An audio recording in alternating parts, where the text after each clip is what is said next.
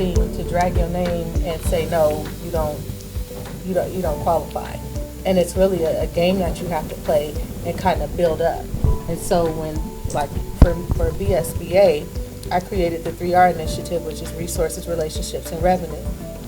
These resources, like I'm constantly out looking for resources. I just got a partnership with the city of Sacramento to do, we're partnering with the IRC and the Financial Empowerment Center to do free credit coaching.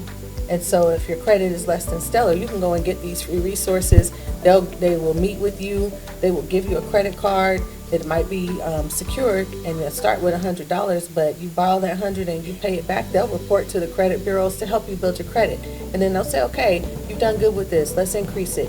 Let's do $300. And then they'll say, okay, well, let's do $500. And once you've demonstrated that you can responsibly manage your own credit card with your own money, then they'll give you a credit card. They're able to do that. They'll give you a loan. They have the ability to write loans. And even though I'm not ignorant, I know that this is geared towards immigrants. I don't understand why we can't take advantage of the resources that are available. They're out there. They're free. We need them. I know I could use it right now. You know what I mean? And so, I really want people to understand that what's happening right now, it's not a game.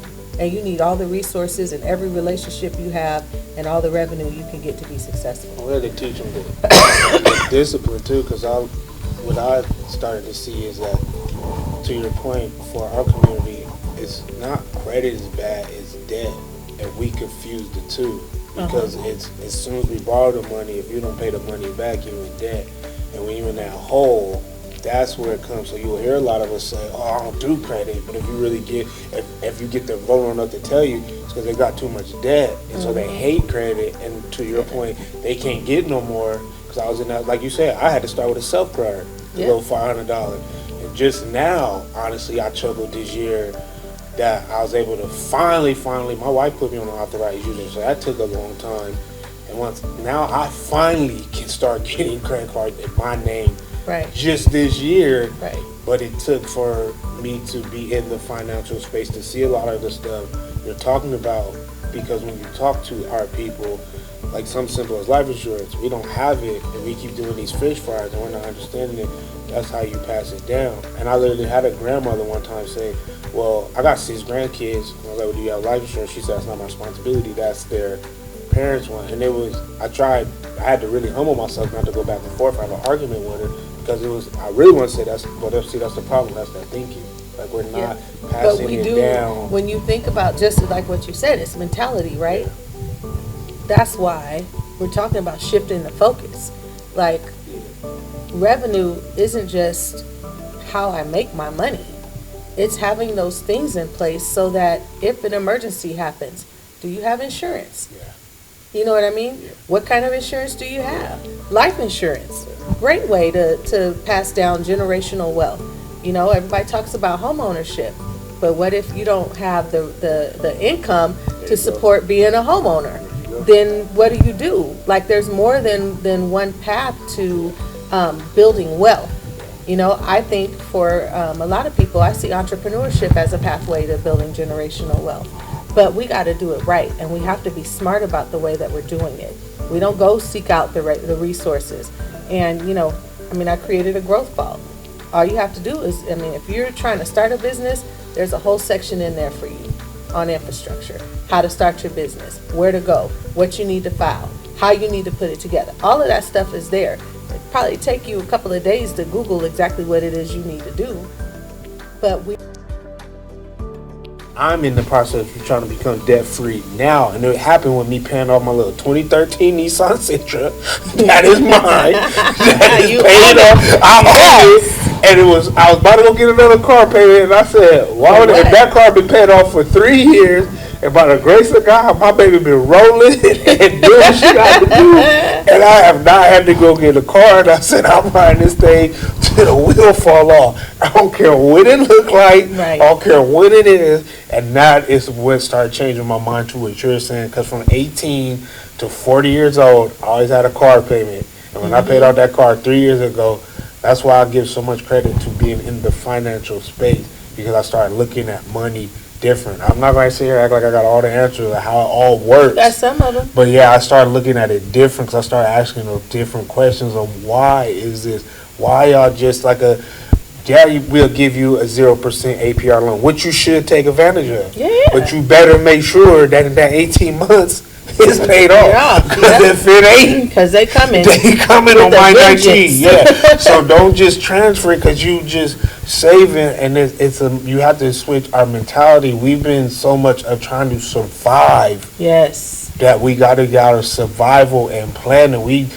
Jesus' return, he is coming, but it's 2025. So if he don't come for another 20 years, you better be doing something for the 20 years. Just wait for him to come. You better plan for that 20 years. He returning. But until he returns, there's some things you need to do to leave an inheritance for your children's children. And we're not doing that. We just trying to go check. But it's funny because the Bible say faith without works is dead. And it's the true thing. Like, you can have all the faith in the world. I want to be the business owner. But if I never go and file the paperwork, or if I don't write a business plan, how are you going to be a business owner? You can have I have the faith that the Lord is going to bless it. Yes, he is. But you got to do something. You got to do something. You got to move. You got to make it happen. You got to do what you're supposed to do. And then, he can't, nothing from nothing leaves nothing. He can't multiply nothing. Pastor, he could.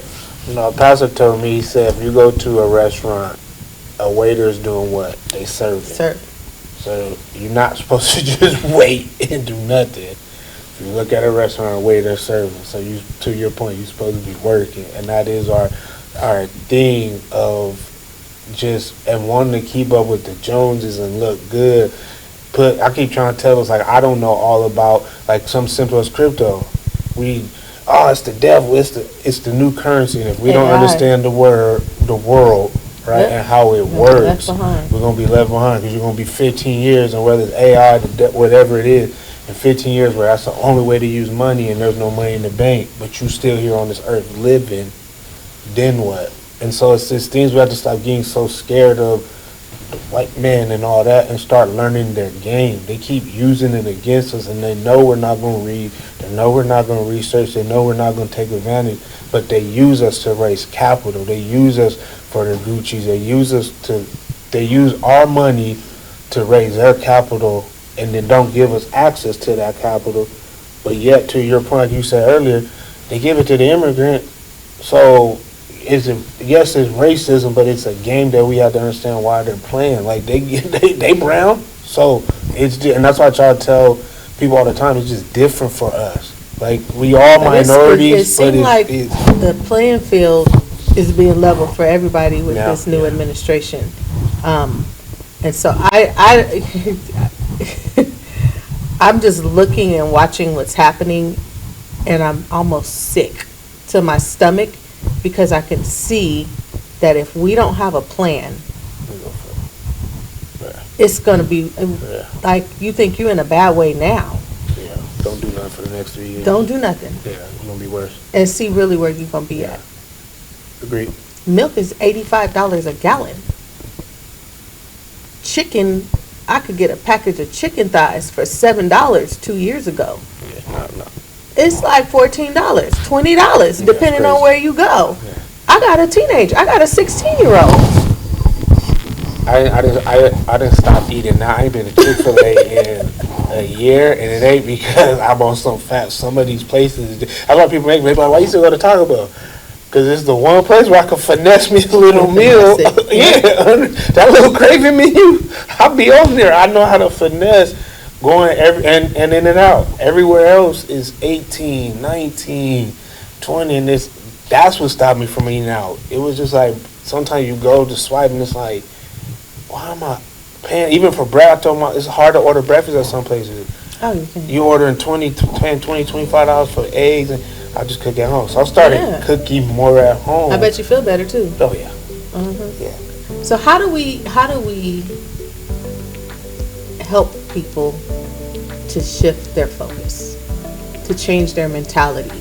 What do you think needs to happen in order for that to not just, I mean, like we talk about it and we hear it and, you know, I mean, we hear people talking about it all the time, but how do we really like talk about it so that people shift their focus? But then also,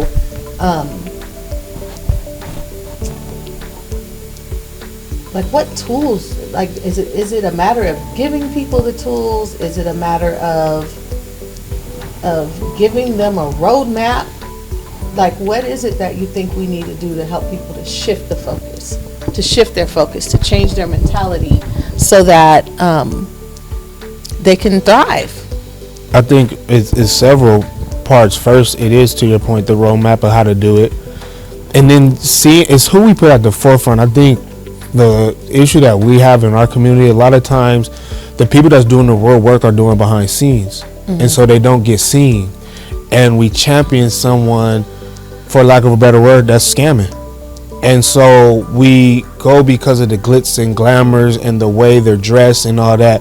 And then when you get close to it and you see, oh, that was a scam, and then we distrust the whole community. But someone like you who is behind the scenes who built this, they don't even know. But they know about the person with the shiny watch and the Rolex who isn't really to help them.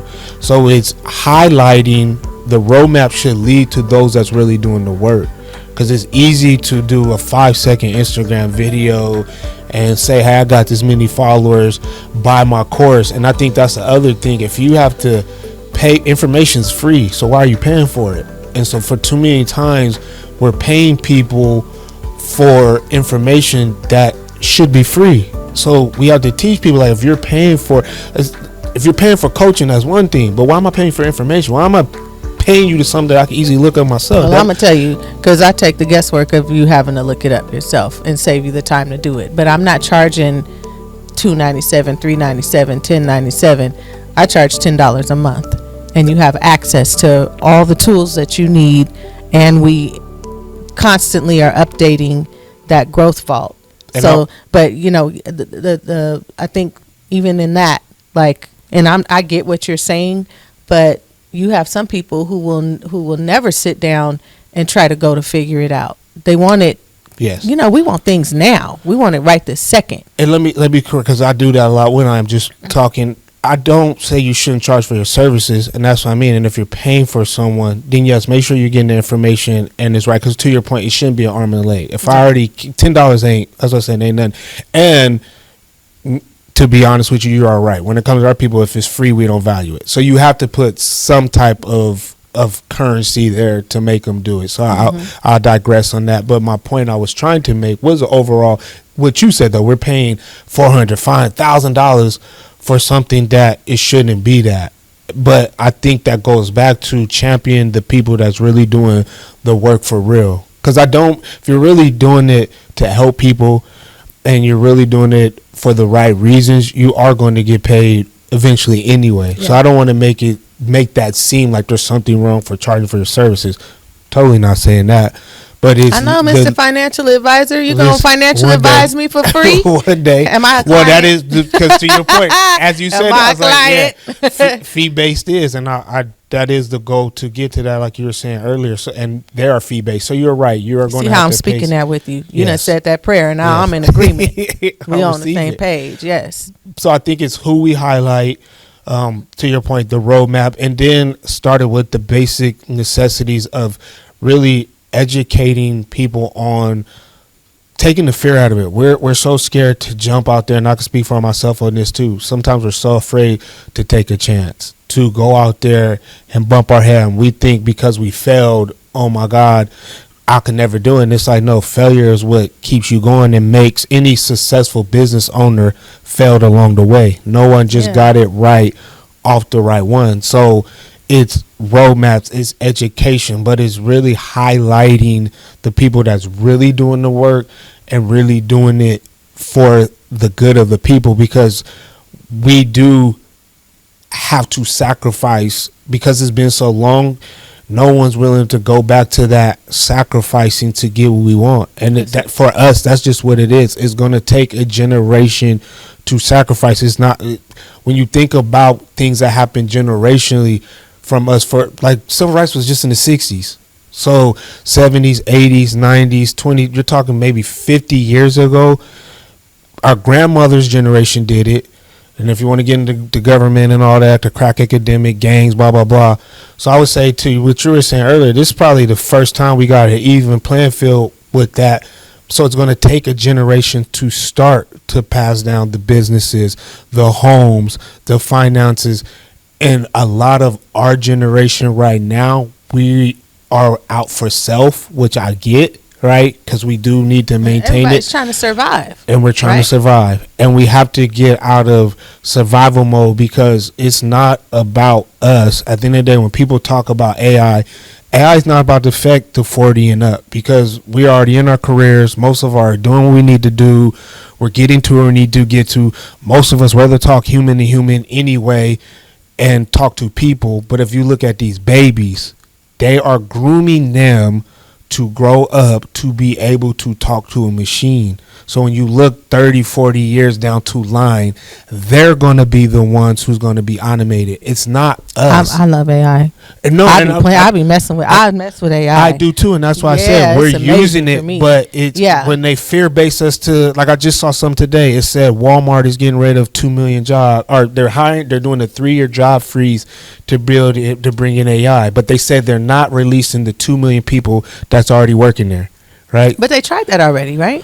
I'm just going off what they trying. Because I thought, because maybe something has changed, but I thought when they instituted the self-checkout, I heard that they lost a whole lot more money because people were able to steal a lot of more items, and so that they were getting rid of the self-checkouts. I don't think it's just. I wonder. That's yeah. I don't think it's just research. I don't think it's just self checkout they're doing. They're trying to animate their warehouse. All I know is it said, and once again, it was a headline. I didn't read it all. It was they're doing a 3-year job freeze, so they're not hiring anybody else. And it specifically was saying because they're trying to figure out their automation. But my point is just that, right? 3 years. So the 2 million people that got their jobs, if they don't use them, you're fine. Once again, because I'm not poo-pooing AI, we all need to know how to work it. But I'm saying for the generation under us, that's when they're going to be used to self-checkout. That's when they're going to be used to Googling things. Like I said, we use AI to get the information, but we'll still pick up a phone. Like for me, for me, I hate when I talk to, I know now when I'm talking to an AI generation voice. You know it. It's like customer representative. What can I help you with? Customer representative. Like I'm trying to bypass you to get to the person. Them babies, they're gonna be used to. Well, my point is, they're going to be used to talking to that machine because they're doing it right. They don't know. If you look at it now, they don't know how to write cursive no more. No. Some of them don't know how to tie their shoes. Don't. They barely know how to read. And so that's my point I'm trying to say. They're getting them used to technology. And that's why I said I'm not going to say we don't have to worry about it. I'm just saying we grown. We done figured out. We seeing what we done lived like. We done figuring this out. But if you've been groomed from kindergarten to your whole upbringing to rely on this machine, that's why I said when you become an adult, my point I'm trying to make is what does their world look like? And that's why I was going back to the generational thing. It's us. We have to set it up for them because if we don't, what is their world going to look like? What are we giving them? So if it is the Bitcoins or whatever that they got, but we don't got no money to pass down to them, and now it is government assistance to where they're controlling how they eat and stuff like that. And that's why I said we gonna prayerfully we gonna be with the Lord, do what we got to do. But for the grandkids, that's why I said what we don't see coming. Because the one thing I've learned in my 43 years of living, once we figure out what the government doing, they 10 years, 15, 20 years ahead. We already too late. Right? Once we go to the store, say why we paying 10 cents for bags? We shouldn't be paying. We should have been voting on that 5-10 years ago. Longer than that, because I was working in the Capitol when that plastic bag ban happened, when that bill happened. And I was like, we really supporting this though. And then we went to the store and said, wait, what? And then it was, well, we don't want to pay. Well, it's too late. I don't have any bags in my house because I refuse. I keep mine. I refuse. I keep I buying. can't pay for the bag. No, I just take them. Don't tell me, y'all. I just use them. I don't give them 10 cents. But that's my point though, right? Something as simple as 10 cents. Simple, the things when we see it. My point, because we're so confused with all this, and if you watch any great villain movie, they tell you follow the money, right? Follow the money. If you follow the money, you're going to see what it is they trying to do. And us as a people, because our faith is so strong, it goes back to what you said. We look to the Lord to do things. They like, I already gave you everything. You just need to go do it. Like go write the SWOT analysis. Go look at your strengths, opportunities, your weaknesses, and your threats. You can't even do that, but you want to start a soul food restaurant because your cousin could cook. Well, does she know how to cook just for the family or scale it up to a business? What are the health codes? Right. You can't put all that season. There's a reason why you can season it, but there is some stipulation of certain things we can't do. And in California, to your point with entrepreneurship, they're making it to where you can. I don't know how many concerts I went to. No disrespect to my Hispanic people, but they got their little cart set up, and they out there just cooking their little hot dogs and stuff like that. We're over here making a killing, right? Making a killing. $10. Because I'm buying it. I buy okay? it. Listen, no, the hot I'm dog buying good. it. Listen, I buy one too. They're fire, but you see, but they got it strategic. One be at that corner, one be at that corner, one be over there. Cleaning. I'll take it another step further. How many taco stands here in Sacramento have you seen? Right, just all on the south side. They just one on that corner, one on that corner. One when you leave. Right at the gas station. Yep. They're cleaning up. Cleaning up. And they good. And so why would, to your point, I don't have the whole answer, but it's the roadmap and then starting. I think the biggest thing for us a lot of times, we want everything to be perfect. And it's not going to be. You just got to start. It is not going to be. Being in business is, it is, every day is an adventure. Mm-hmm. And when you have a good day, you just have to say, Lord, I thank you. I'm just saying, it's like, Lord, I thank you that today was a good day because you just don't know what's going to happen from day to day. And you just have to prepare yourself to be able to take on the challenges that come. And the thing is, I mean, there's people who have been through way more challenging things than I have been through, and they made it. And so you just can't give up. You just have to set your face like a flint and keep moving. You just got to keep going. You got to keep pushing. And I think if people would adopt that mindset, like, I am going to be successful no matter what. Yes. I am not going to fail. Even when it looks like failure, it's not. Don't quit. You can't quit. Yeah. You just have to keep going. One of my favorite memes, everybody talks about it, and the Lord gave me a vision with it, is it's the two guys, one on top, he's hacking. They're both hacking at diamonds. The one at top, he's like a hit away from getting to the diamonds, and the guy on the bottom is walking away. And one day looking at that picture, I was just like, yeah, but if the dude at the bottom ever decides to just, and it goes back to your point you were saying, like if the dude at the bottom just ever decides, hold on, I don't want to give up, and goes back, he's going to get to them diamonds just like the one at the top. Eventually he's going to get there. The problem is, though, a lot of us quit and just keep walking away. But it's like, if we just take a step, be like, you know what? I know I've been digging for a while. Let me just go see what happened if I just keep going, if I don't give up. He's going to go, because my favorite saying that I remix is, yes, talent, hard work beats talent when talent works hard, doesn't work hard. Sorry, hard work beats talent when talent don't work hard. What about when talent does, though? The world is your oyster. Right? So when you have the talent and you start working hard, that person, that hard work, great job, keep working hard. But there's something called an anointing and a gift that we all have, and we have it in abundance. And I think a lot of times our thing too is we try to do things that we're not ordained and called to do because we see the next person do it. Run your race. That's right. Run what God gave you and told you to do, and the door will open. But we focus on trying to do that or that works. Stop trying to keep up with the Jones. Just stop seeing that works. What is it that you have to do?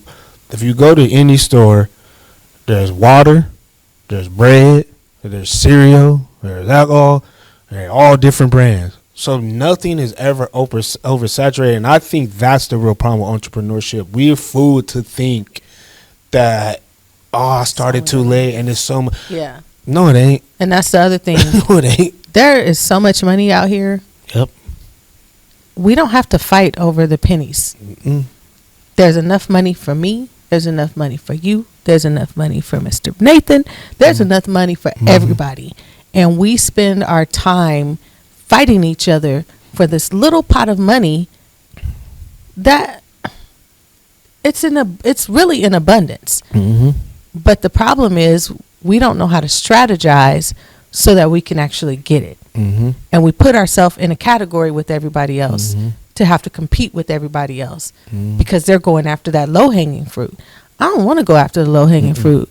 I want everything God has for me, all of it. Mm-hmm. And I believe it's in abundance. That's what's that saying? I'd rather have 50% of a watermelon than 100% of a grape.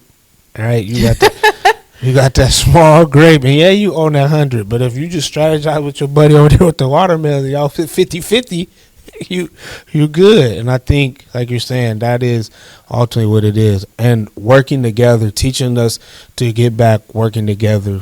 To your point of what can we do, we have to get back working together. It's literally, this ain't my opinion. These are fact-based things that everyone could look up.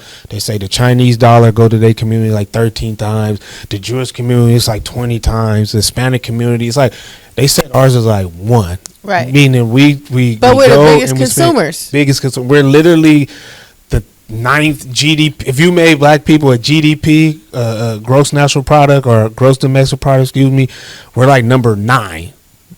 Of like when you put our money together, because we spend in the trillions, but yet, like you're saying, we don't reinvest back into us, and that's all we have to do. Black Wall Street did happen. Harlem, they burnt all that down back then, which shows the power that we have when we work together. But I don't think now, with just everything going up, that them don't. I'm not saying there ain't places that operate like that still, but at the end of the day, we don't have to be scared to build now, right? There's things and systems those laws didn't protect us back then, so they were able to do that. At the end of the day, there are the laws that if you do that, I'm not saying someone won't be crazy enough to do, but you're going to jail, right? Back then, they didn't have to worry about that. They didn't have to worry about that. So I don't think we have to, once again, we have to take fear out of us. And I'll be the first to admit it. I'm not going to sit here and act like I always jumped. But if you never jumped, you will never realize that God's hand's on the other side waiting to catch you. And I think that's a good place to end. We done turned this conversation into an impromptu fireside chat.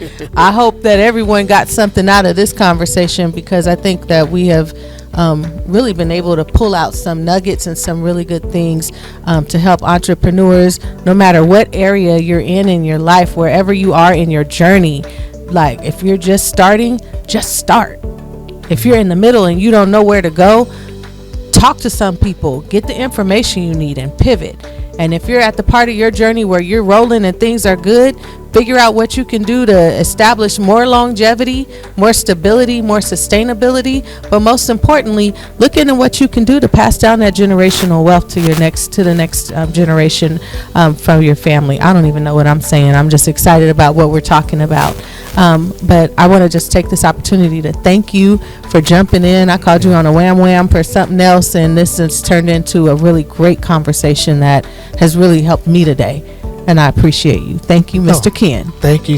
Appreciate it, and hope you guys once again got something out of it. And look into BSPA, right? They have the resources that they need.